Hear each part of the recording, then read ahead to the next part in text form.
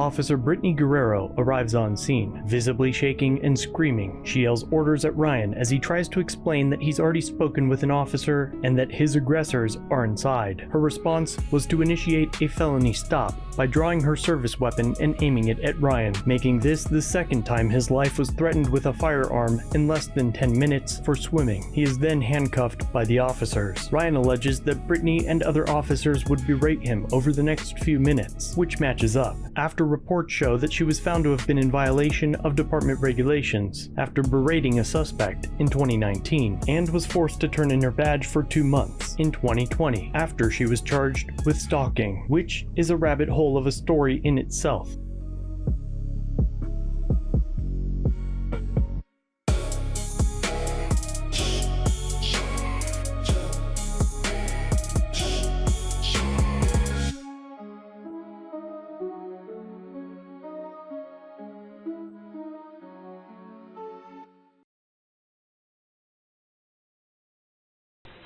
Okay, today is Friday, January 11th. Time is 16:46 hours. I'm here at the Delray Beach Police Department, interview room number 3. Present is myself, Officer Baker, ID 935, also Nicole Guerriero. Spell your last name for me. Guerriero. Okay. And Nicole, we had met previously in reference to case number 17-14767. Where you came in and you were concerned about some issues going on with your ex, Beth. That's correct. At that time, you decided that you were going to look more into an injunction order instead of doing the stalking charges due to you wanting to try to keep the peace between you and Bethany. Yes. Okay, so the last time I met with you was in October of 2017, and it was for clarification on some dates. And you had mentioned some issues that occurred with Bethany, and then there was also a third party, a female named of Amy, that was involved during that time. From there, what brings you back now? Well, recently, Beth and I are officially divorced. We've been divorced since October of 2018. I think it was October 26th or something like that of 2018. But recently, a few things have happened. The most recent happened just a few weeks ago, where she contacted. So my birthday, and on that night, my mom had dinner for. And Charlie came, and another friend came to my mom's for dinner. The next to go back to Beth. So and at that point, this has been a roller coaster all along. But at that point, things were calm. I was able to really, because I didn't want her to be in the middle of it. I saw she was having some, I guess, effects from it. She's in therapy, and I just figured I could address it with a therapist, but keeping things calm would be the best way. And things just got crazy.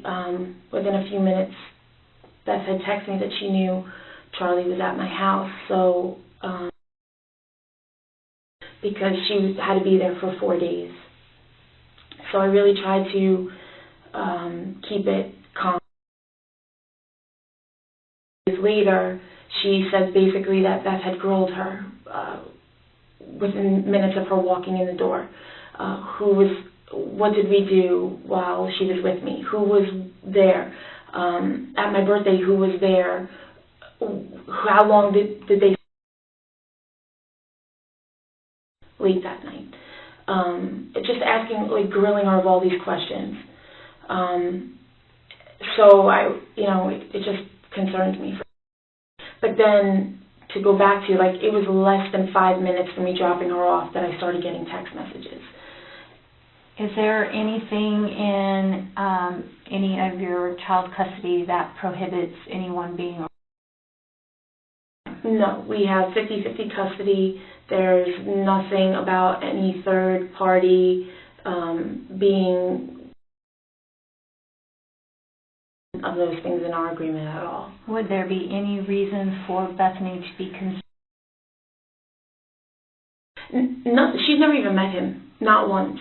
The concerns that she has, just I'm basing this off of information that she has sent me, have all been created by her. She has told me that in prior text messages that I sent or that I provided to you before, that she hired a PI, that she was tracking him, like she knew where he was. She would provide me like specific roads that he was on and what time he was on that road, and that like all these things that she would make up about him that aren't true. Like I've known him for like 17, almost 18 years. So anything that she thinks is something that she created. It's nothing that she knows. Okay. And she's just picked him and fixated on him and is literally like obsessed with him and not. And this is the relationship that you picked up with after the separation of you and Beth. Correct. Okay. So you have your birthday on. So within 5 minutes you're getting text, and I'm assuming that this is what is in here are text and emails and information that, yes. Okay, from her. So you're getting text from her, you get telling you that she's being grilled. So there's that.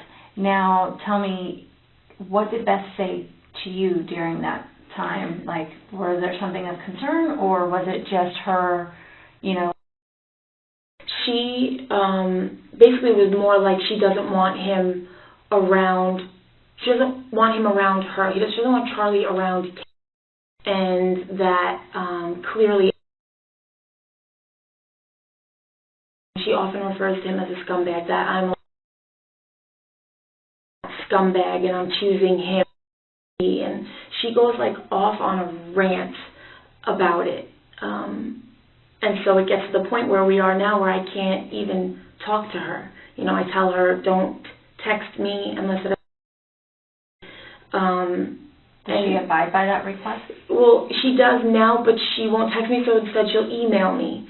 And she'll email me, like, all these... So with that one incident, that within 24 hours of her finding out that Charlie was there, Beth contacted Amy, who I told you about last time, who was an ex-girlfriend of Charlie's, and got Amy to... She provided her my information, and Amy called me at work. And then she called my cell phone. I have a screenshot of her phone number, and started texting me. So now I have... Beth was texting me and then emailing me, and now she prompted this girl to text and email me. I'm assuming Beth knew your role in your career. Yes. When she met me, I was a police officer. Okay. And I'm assuming since you've been divorced, she is still aware of your career choice. Yes. So much so that she has watched days because I had to go for school for work, so she knew that I still am employed as a police officer. Okay. And so now, after your birthday, she's texting you, and did she let you know that she reached out? Yes. So Amy sent a screenshot of a text that Beth sent to her, being Amy. And then Charlie sent it to me, and you can see Beth's phone number on. So you could see that the text to Amy came from Beth, and basically just telling Amy that Charlie and I are together, and she thought she had the right to know. Okay. And prior to that, have you ever heard from Amy Have you guys ever communicated? Did she have your cell phone number or any way to get in contact with you? No, I had never talked to her, never met her, nothing. I knew about her just because Beth had brought her up the first time when I spoke to you, but I never met her. As far as I knew, she didn't know anything about me either. Okay, so it wasn't until you get a screenshot from Amy with Beth's number on it that you're now getting contacted by Amy. And how did she contact you? She called my work phone, my direct line. It wasn't like she called. Normally, if I get phone calls here at the police department, they go through my administrative assistant, normally. But this one came straight to my direct line. Okay. So I don't, normally give out that number. But any other form of communication other than your work number? Yes, she, once I hung up with her and told her whatever issue she had, she needed to take it up with Charlie. I hung up. I got 2 or 3 phone calls on my cell phone, and then when I didn't answer that, she texted me saying, "Why won't you talk to me?" I think that was maybe 2 times. And then when she didn't get a response there, she sent me a WhatsApp message. Okay. So Amy called your work, your personal cell phone, and WhatsApp. And prior to any of this, you had never spoken to her? Never. Before? Not once. Okay. And then was there any reach out during this time that Amy's contacting you from Beth? She was over the next couple of days, like that night and the next day, she sent me, I think it was like 4 or 5 emails, and she was sending me, some of were just emails like being nasty, but like 2 or 3 of them were screenshots of a conversation she was having with Amy via text. Okay. And then she would screenshot it and send it to me. Again, about Charlie, like that's what she obsesses over. So I knew that she was still in communication. And she actually, in one of the emails, she said to me that I wasn't woman enough to talk to her, that I hung up on her at work. She actually alluded to the fact that she knew Amy had called me at work and that I wouldn't engage in the conversation with her. Okay. And so you're having these issues with Beth and now with Amy. Have they stopped with Amy? Yes, I was very clear with Amy, as I have been with Beth also, and told her to stop texting me, and that if she didn't stop texting me, that I was going to file a police report for her harassing me, because I've never given her my number. I've never asked her to contact me, and there was no reason for me to talk to her. So just to let her know that I was serious, I told her to stop, and then she did stop. Okay.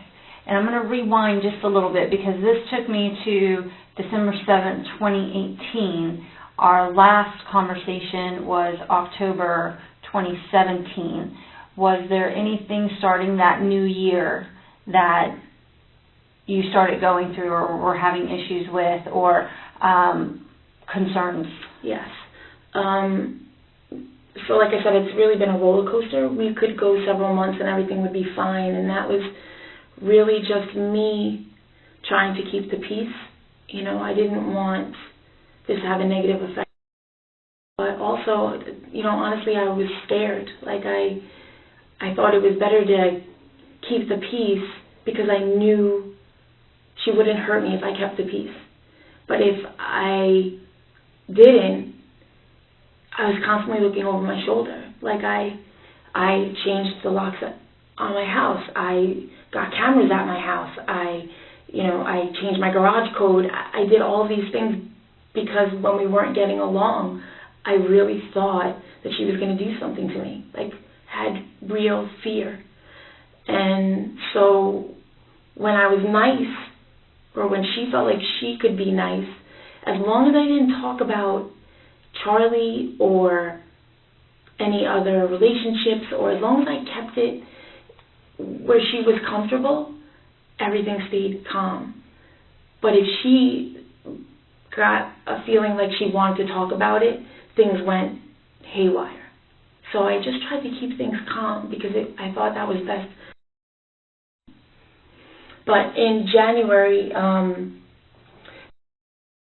some issues because Beth was actually seeing someone, which I thought was good. You know, I thought that maybe she was moving on.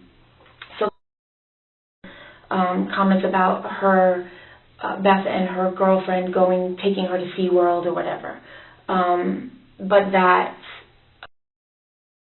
by the fact that Beth was sharing a bed with someone else. And that I thought was normal, you know, being that the separation had happened, you know, just like the April prior. So, but in February, at that time, with her to be able to fall asleep. And while I was laying with her, she told me that she had had a dream the night before that Beth shot me, and that she had to stand in front of me to protect me. And so that concerned me because I felt like she was feeling the tension and something maybe was going on that she wasn't telling me, you know. And she told me that Beth was telling her that she still loves me and that Beth is ready for love, and that she was February 4th, 2018, that he adores, and that Beth had called my mom a pig. So I knew that there was stuff going on there that she shouldn't have, specifically like anything about still loving me, and like she would say it was my fault that we didn't all live in one house, and that that's what I wanted and not what she wanted. So it was. Okay, so that was January time. Kennedy comes and makes a comment that she thinks Beth is going to shoot you. Yeah. Okay. From that point, is there anything that's sticking out? I know you brought these, and I told you last time if you were to ever to come back to make sure you brought text messages, emails, anything from the phone or anything like that. So what I'll end up doing with all of these, that way we're not sitting in this room until tomorrow, is I'll go through here, and if I have any questions, then I'll ask for you to come back in and we'll go over specific incidents. Okay. But I know you had mentioned, you know, it being a roller coaster ride and you attempting to keep the peace, and then we get, for your well-being, you trying to keep the peace. You had, was there any other times that you were concerned things were going to happen, so, you know, or concerned with, you know, anything in here that I need to be looking for? Just a couple of things. So in July of last year, 2018, I went to Boston for a leadership conference for work, and I had told Beth about it, I think the year prior, like in October, because I knew at that time that I would be going almost a year in advance, and so she knew. So I went to for 3 weeks to Boston. Things were not good between us when I left. Things were really bad, and she let me talk. Left Beth. It was Beth's day to have her. The next day I should have had her, and then Beth's mom was coming to take care of her, and I was still there. So I, you know, contacted my lawyer or whatever. So that was just like Beth flipped out and was texting me over and over, bring her back, even though my attorney was saying that she was talking to her attorney and I was today. But Beth, like one text after the other text, like it was nonstop, and I kept telling her, talk to your lawyer. Like I didn't want to engage because that's what she does. Like once she gets on something, she does not stop. It's like text after text after text, and it doesn't matter what I say. So that did not leave us off on a good foot. I went to Boston. When I got back after the 3 weeks, Charlie picked me up from the airport to take me home. And while I was in the car with him, me, but I didn't want to answer because I know that Charlie is a trigger for Beth. With Beth, whenever she talks to me, Beth is right there, always, because I hear her telling Kennedy things or talking to her, or if it's FaceTime, I see her. So I didn't answer because I didn't want to set her off. Beth started texting me and telling me that she wished I never came back from Boston. She said something like telling me I was a bad mom, but I would have plenty of time later to shove my dick in his mouth, his dick in my mouth, and just horrible things. And then told me that she hoped I got HIV, and all of it at that point. And Beth sends me text messages because she's asked me to see them, and I won't let her because they're so horrible, and the things that she says that no child should see them anyway, but especially when they're so horrible. So that happened when I went to Boston. So you didn't answer your phone to talk to your child due to fear of repercussions? Yeah, because whenever there can be other things that set her off, I try to be very clear with her when I am on friendlier terms with her, that there's no way we're ever getting back together. I have been very clear about that from the beginning. I have not wavered. So that sets her off, but nothing sets her off more than Charlie. That is just her trigger. She goes crazy. So I was afraid that if she knew that I was with Charlie, that she was just going to lose it. And I've been on the opposite end of that, and I didn't want at all. And really, honestly, she's so unpredictable and impulsive. I never know what setting her off is going to lead to for me. And it just seems to have gotten progressively worse.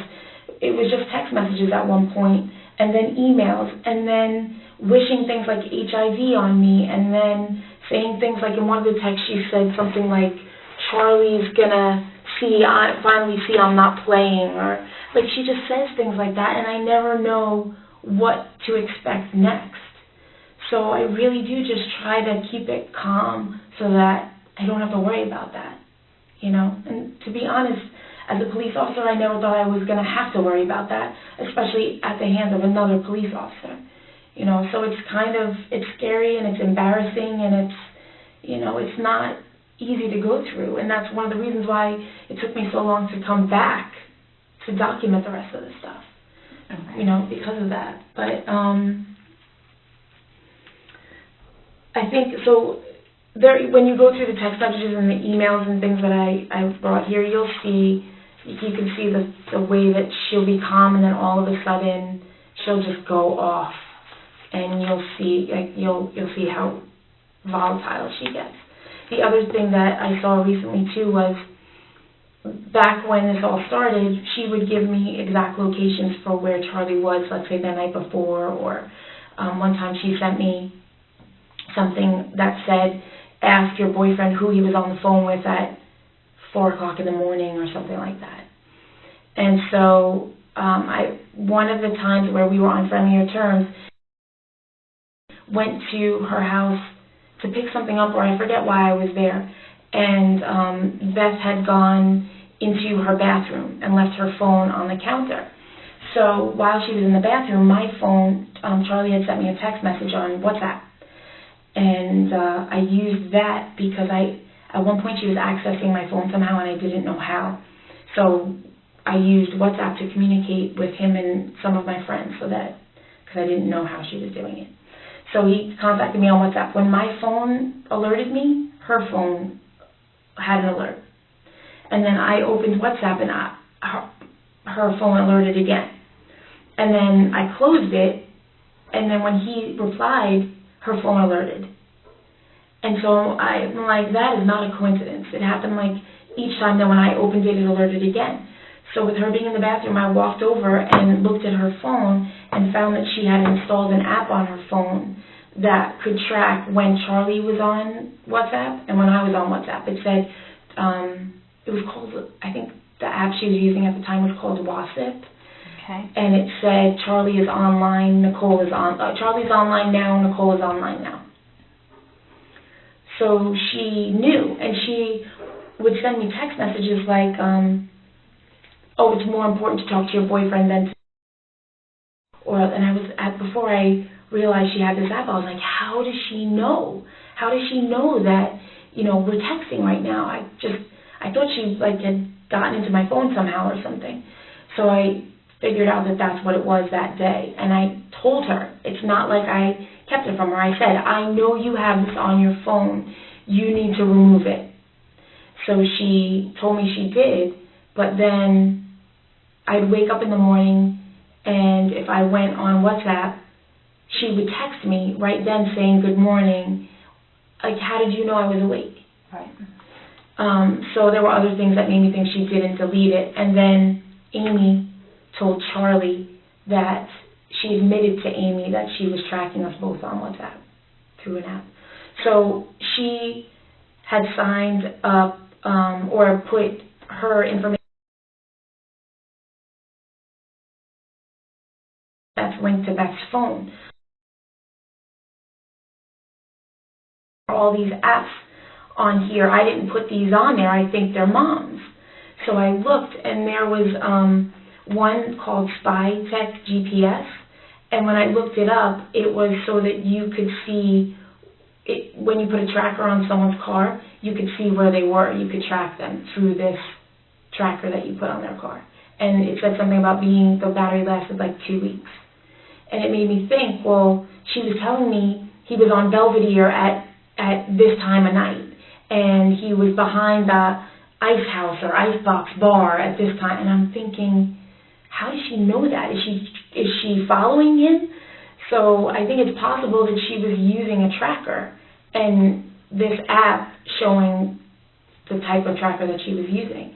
And then I found a couple of apps on here for tracking WhatsApp. Okay. So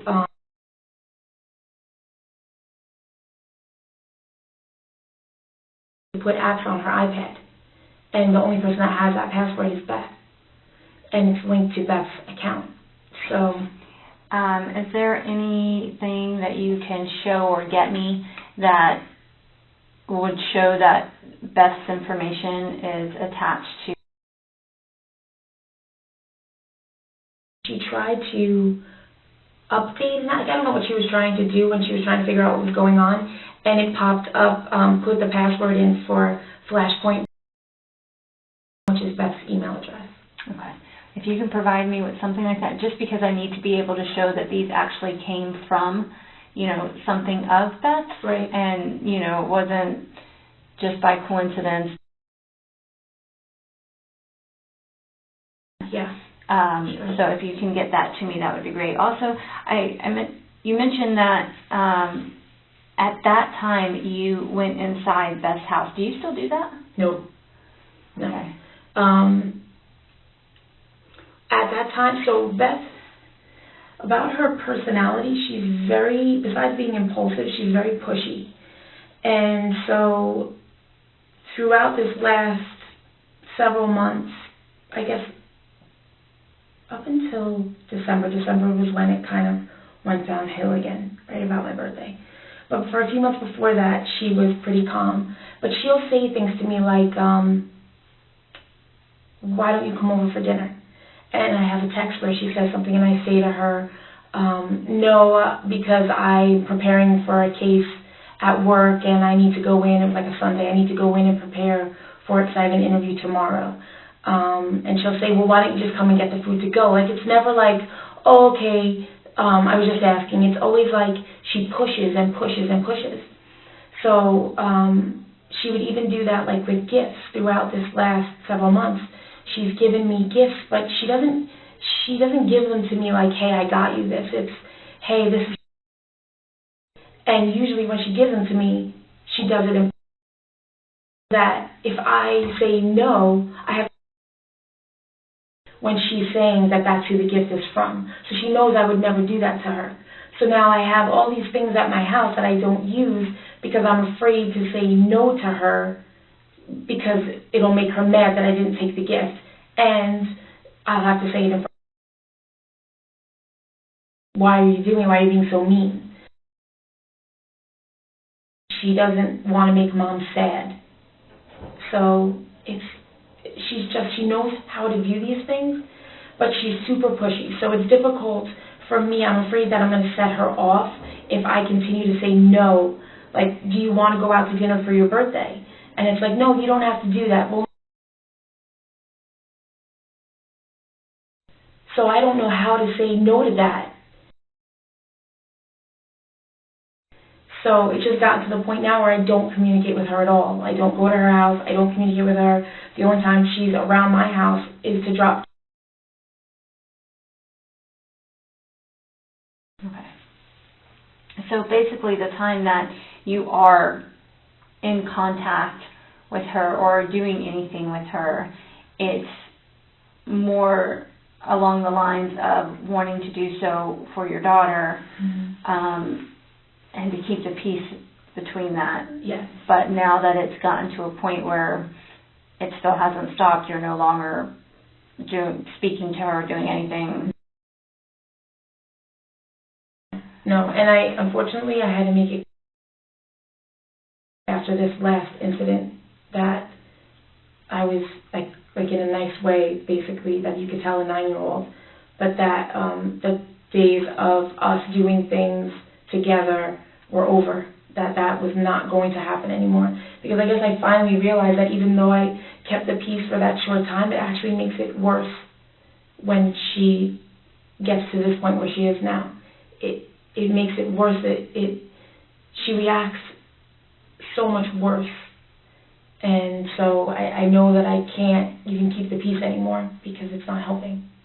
Okay. All right. Well, let me go through this and put everything together. Let's see what's there, if there is anything there, and we will reopen from the old case in 17 and continue to go from there. I don't want to sit here while you're here and go through all of these because I want to go through and read them. So at one point I'll call you back in if I have any questions in reference to any of them. So for now, when was your last contact with her? Like where I would communicate with her, not her just trying to, like, amicable contact. When was the last contact where it's not in relation?